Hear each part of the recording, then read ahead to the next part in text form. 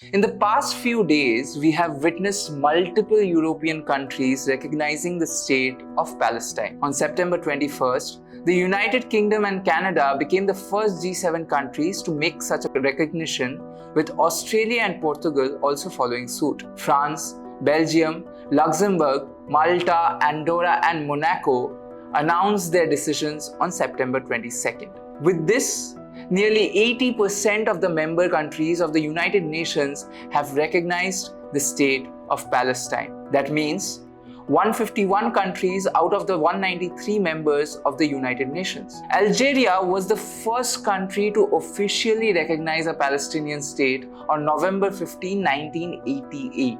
This was minutes after Yasser Arafat, the late Palestinian Liberation Organization leader, proclaimed an independent Palestinian state. India too was among the first countries to recognize the Palestinian state in 1988. Among the 39 countries that haven't recognized Palestine yet are Israel, United States, Italy, Germany, and a few more. Then why are more and more countries recognizing Palestine now? The question is very relevant as all these wealthy countries have been supporting Israel and its genocide in Gaza all these years. The simple answer is massive worldwide protests. Yes, protests have been raging across the globe against Israel's genocide in Gaza for the past 2 years. But last month, the voices intensified. We witnessed protests in the UK, France, Spain, Australia, and many other countries. Having faced the fire, these governments appear to be heeding public anger by recognizing Palestine. Israel has killed at least 65,000 Palestinians in Gaza since October 2023. Women and children form a majority of those who were killed. More than 163,000 have been injured, 2 million people have been displaced, and Israel's blockade of food has created a famine in Gaza. The Gaza famine is the world's famine. It is a famine that asks, but what did you do? A famine that will and must haunt us all. A joint investigation by The Guardian, the Israeli-Palestinian publication Plus 972 magazine, and the Hebrew language outlet Local Call has published a shocking report. They stated that 83% of the people killed by the IDF in Gaza are civilians. Let's come to the second reason why the countries are recognizing Palestine now. This is because they find it easy to do. Experts call it a low-hanging fruit in the diplomatic tree. It is symbolic in nature. As Hussam Zomlot, head of the Palestinian mission to the UK, said, recognizing Palestine as a state is the first meaningful step to the implementation of the two-state solution. What does it mean to recognize a state though?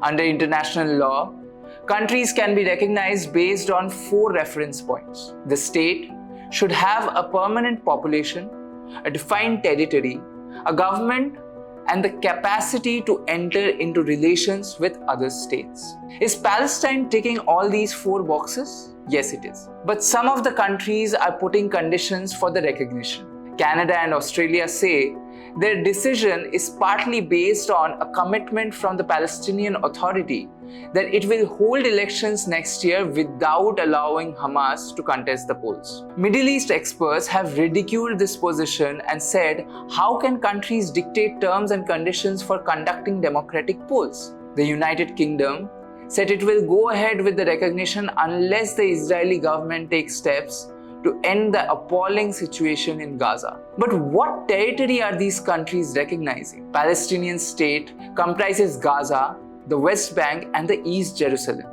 These Palestinian territories have been under military occupation by Israel since the war in 1967. Simply put, Israel has total control over Palestinian lives. Moreover, Israel has been seizing more and more land by building settlements.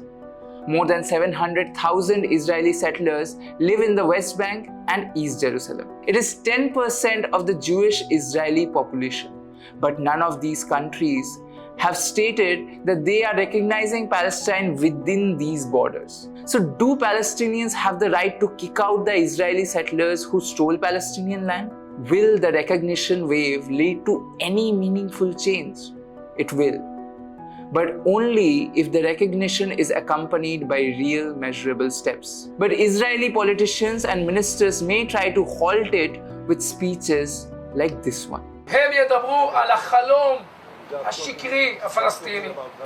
אנחנו נמשיך לבנות מציאות יהודית מגשימה. המציאות הזו קוברת סופית את רעיון המדינה הפלסטינית. פשוט כי אין במה להכיר ואין למי להכיר. אני קורא מכאן ביום החשוב הזה לראש הממשלה בנימין נתניהו. הגיעה העת להכיל את הריבונות הישראלית ביהודה ושומרון באופן מלא, להוריד מהפרק לנצח את רעיון חלוקת הארץ ולוודא שעד ספטמבר למנהיגים הצבועים באירופה פשוט לא יהיה במה להכיר. Thank you for watching. Subscribe to the New Indian Express for more such videos.